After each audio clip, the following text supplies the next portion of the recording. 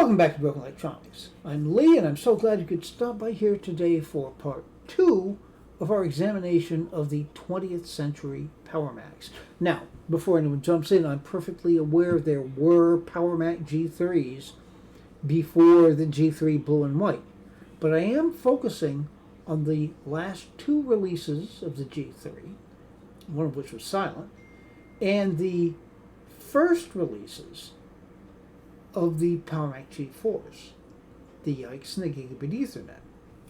Last week we did the 2 G3s. This week we're going to focus on the 2 G4s and compare them and see what people in the time saw and why in many cases they were somewhat disappointed with the G4s. So if you're interested in following along with this procedure, please stay tuned. All right. Now here we have the Yikes. So we'll go to About This Mac. And we're going to see the same drill. It just takes forever. Not quite as forever as in the G3s.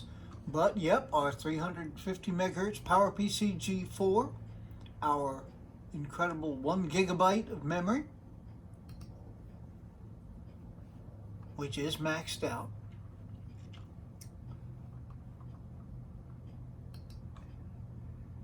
And the good old ATI Rage 128 with its 16 megabytes of video RAM on its PCI bus. Not exactly incredible. All right, so we need to dig into these benchmarks.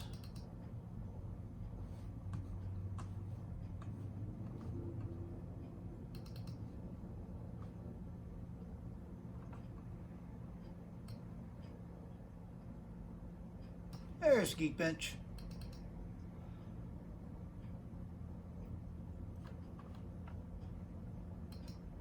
Wonder what would happen if I tried to buy a license for that thing.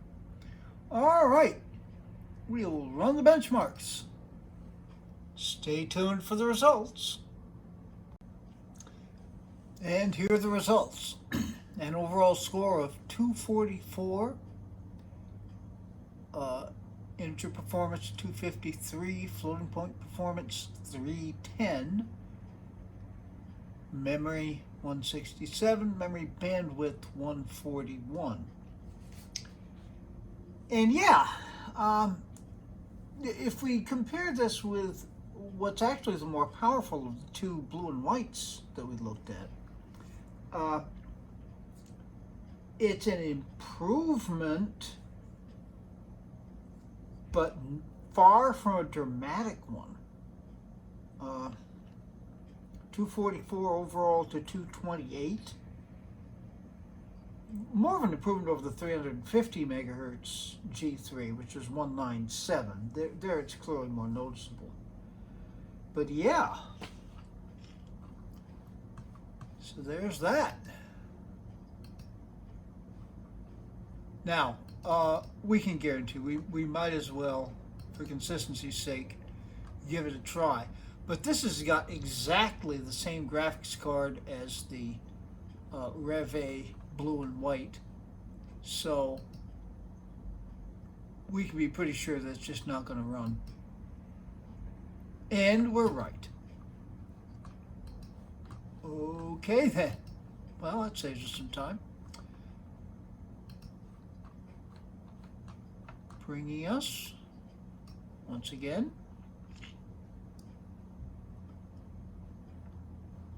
oh, here's next bench.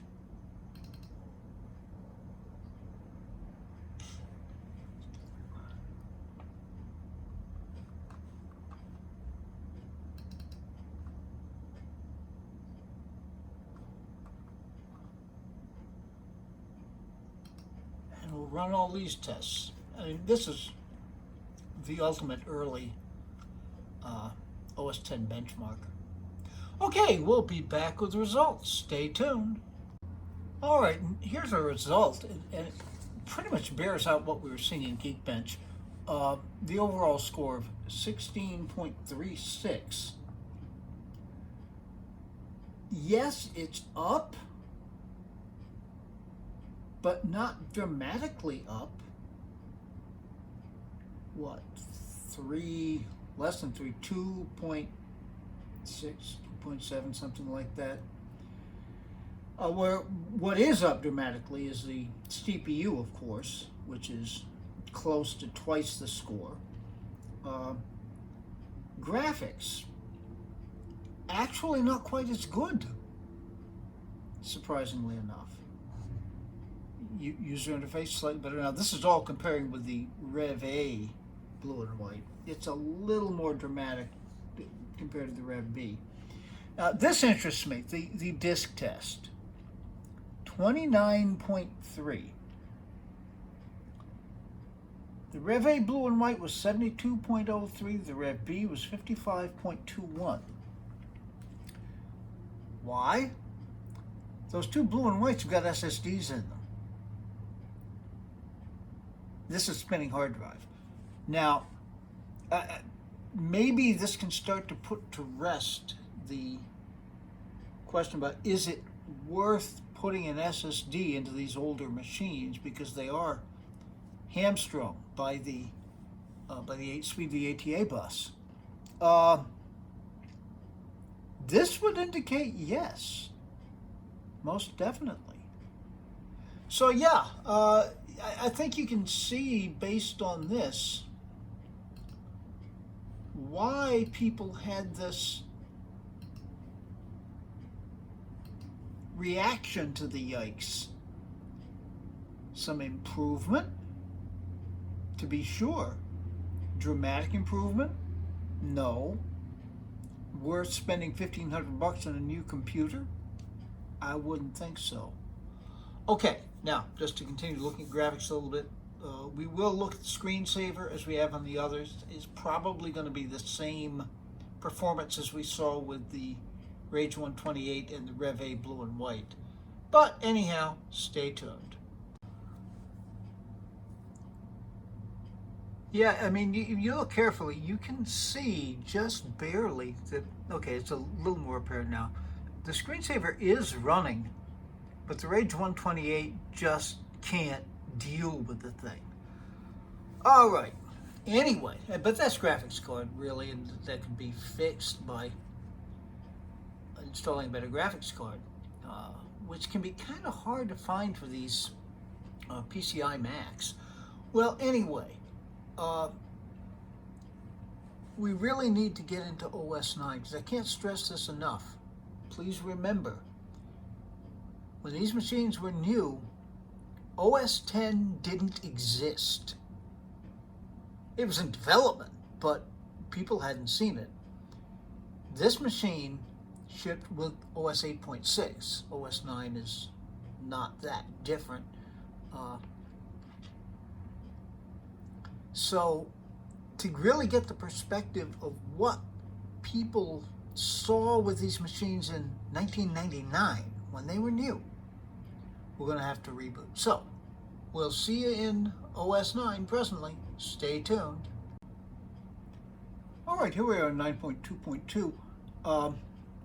I don't usually leave this wallpaper on, but I figured, what the heck? Those of you who have taken the plunge on the M1 iMacs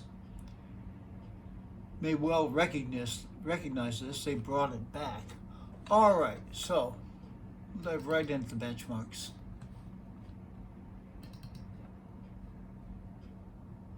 Here we go, MacBench.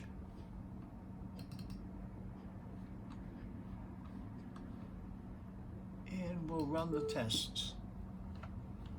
No, it doesn't, because since I don't have the CD with the test files, a lot of these tests won't run. But yes, I see you, Dad. I just said that. Okay, you don't need to wait through the time for this even. I'll bring you back. Stay tuned. Oh, good gracious Lord. It's worse. Huh. The CPU test. 1114.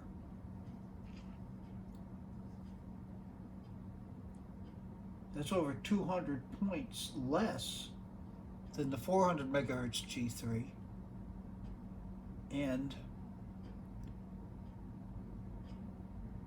maybe 18, 19 less than the 350 megahertz G3. Good Lord. Now, the disk test, you know, we see the same thing here. You've got 2453, which is almost 1,000 points less than the Rev A, and 800 points less than the Rev B. Again, SSD to spinning hard drive. So yes, using the adapters, putting in the SSDs makes sense. It works. All right. Oh, I'm astonished. I'm honestly astonished.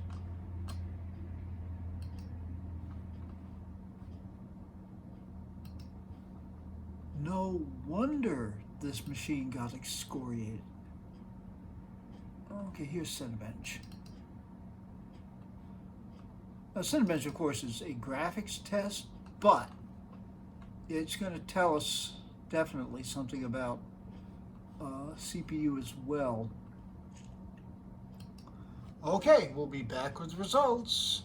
Stay tuned. Well, same sort of thing. Cinema 4D shading, 3.79. That's worse than the Rev A, ever so slightly, almost unnoticeably better than the Rev B. OpenGL, 4.89. Is that an 8 or an O? Yeah, 8.9. Slightly, I mean, again, it's like 0.08 of a point higher than the Rev A. That's unnoticeable. We got 4.64. Quite a bit lower than the Rev A G3, and higher than the Rev B, about 0.08 of a point higher than the Rev B. Good Lord. So yeah, remembering, of course, this is what people saw when they bought their G4 Yikes. They would be running it in OS 8 or OS 9, and they would see it not better at all. Now, agreed, these are synthetic benchmarks, and it is synthetic. This is not real world use. But it tells us something. Even if in the real world use it is a little better, not enough to justify the cost. All right, so the next thing we're going to do, we're going to go to the Gigabit Ethernet, which is the best representation I've got of what the G4 upgrade was supposed to be, what people were expecting. And let's see what the reality is there. Stay tuned. All right, here we are in the Gigabit Ethernet.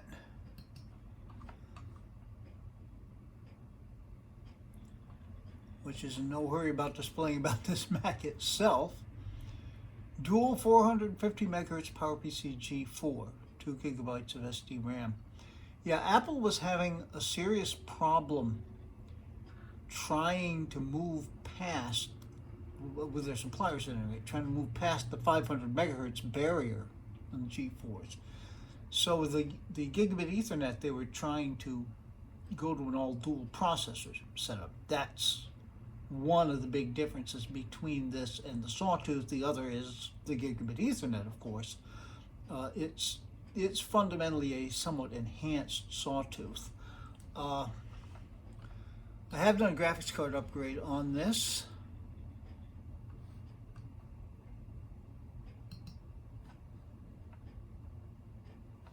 So it has got a Radeon 7500, which has 32 megabytes of video RAM as opposed to the 64 that's in the ATI VGA in the Rev B blue and white. But this is a good card. We'll be seeing more on that.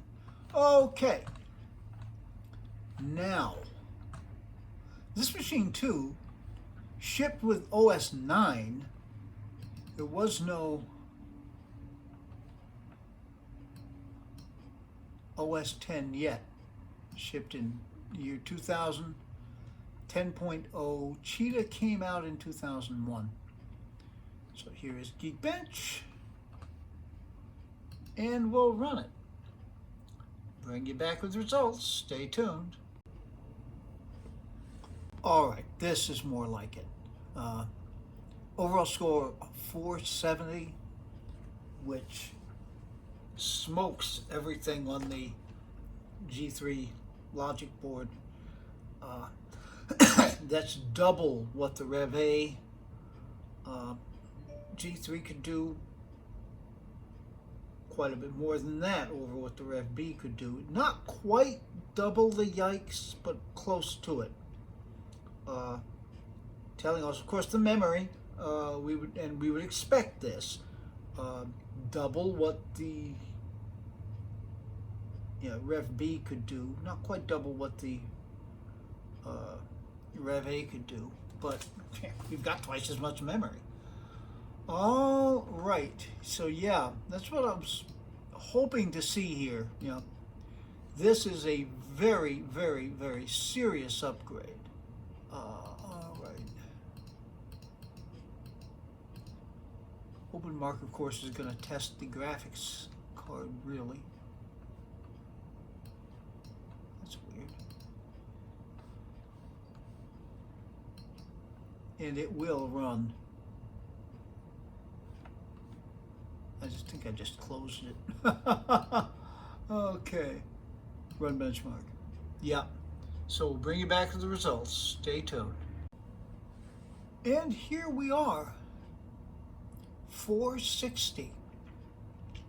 Even though it has half the video RAM as the ATI VGA in the Rev B blue and white, better card overall, and the fact that it's running on the AGP bus makes a huge difference. All right, so there's that. And then finally, Xbench. But yeah, this is very much what I'd hoped to see. We open, here we go.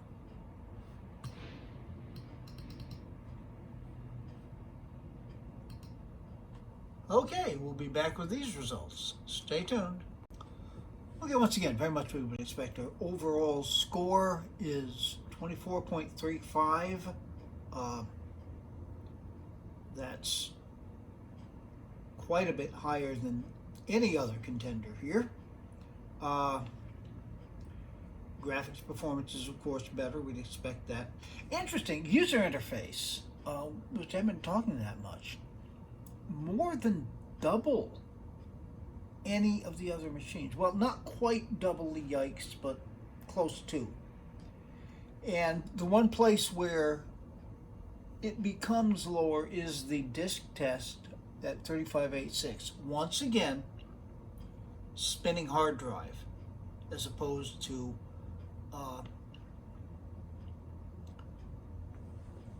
the SSDs in blue and whites. So again, further indication it does make a difference. Okay, might as well take a quick look at the screensaver, just because we've been doing that right along. So stay tuned. And here we are, Flurry, as God and Steve Jobs both intended it. I have no idea if Jobs had anything to do with the screensaver. Probably not. But anyhow, on to OS 9. Stay tuned. Okay, and now OS 9 on the Gigabit Ethernet.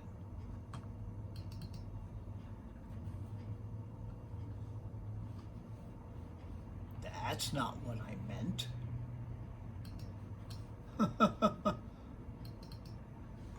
All right. Applications. MacBench.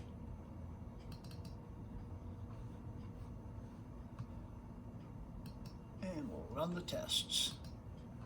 Yes, I know. Okay, stay tuned. All right, interesting. So our processor score is 1449, which is a good bit ahead of that which came before. Not dramatically over the 400 megahertz G3. That was 1315. So we're talking about 150 points, give or take. The disk test, boy, is this interesting. 1993.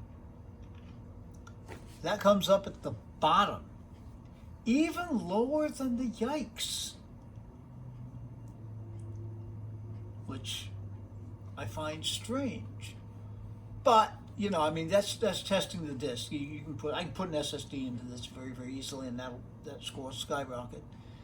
Might even have some impact with parts of the other tests. All right. And now, Cinebench. Now, this is interesting. I knew that Cinebench had been around for quite a while. I didn't realize it started out, the first release was in 2000, specifically for OS 9. If you get a chance sometime, you should watch it running. It's always fun to watch Cinebench. Okay, I'm not going to make you watch it now, though. Stay tuned. Okay, and here's the results. Clear winner, which is not surprising. The Cinema 4D shading 493, appreciably over everything else. The closest competitor was the Rev AG G3. As far as OpenGL, and a lot of that is a graphics card, I think. 6.34, well up over everybody else. And the ray tracing single CPU was 6. The only other machine that was even in that ballpark really was the Rev A G3, the 400 megahertz G3. And of course, we finally see that yes, there is a multiple GPU, because this does have multiple GPUs. All right. Interesting to note with these tests in OS 9, the differences are not as dramatic as we found in OS 10. Now, why would that be? All of these machines were released before the first public release of macOS 10.0. However, by the time the Gigabit Ethernet was coming out, actually macOS 10 server may have been out, and there were certainly beta tests. So I think it would not be unfair to say that with the AGP versions of the G4s, these machines were built more with OS 10 in mind, whereas the the blue and whites and the Yikes, all of which have the same logic board, were built with OS 8/9 in mind. So that's why I think we're seeing a closer performance here. And again, as I pointed out with the Yikes, these are not real world tests. But yeah, we can see clearly why the Yikes was so excoriated and denigrated in its time. It really wasn't as good as the G3s in the native environment of classic Mac OS. Interesting. I found this very interesting. I hope that you have too. Be good to other people who need it and deserve it. Be good to yourselves. Anything we accomplish in this world has to start with being good to yourselves. We'll make the world a better place. It isn't, so please take very, very good and careful care in these still difficult times. All right. Well, we're going to get back to Mac Pro land. We've got definitely more G4 comparison. I think an interesting series coming up on that. But until those things are available on the channel, this has been Broken Electronics.